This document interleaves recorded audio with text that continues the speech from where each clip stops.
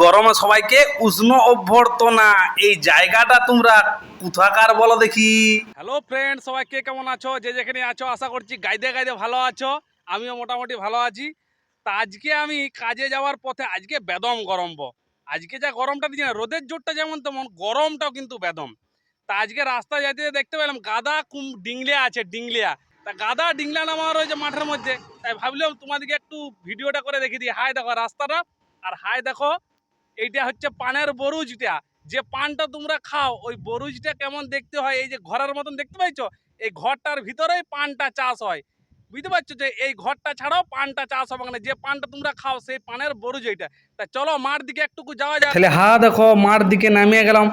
গাদা ডিংলিয়া, কত ডিংলিয়া দেখো। ডিংলিয়ার পাহাড় করে দিয়েছে। আর কি বলো, ডিংলিয়ার ঝাল দিয়ে মুড়িটাকে বেদম সুন্দর লাগে।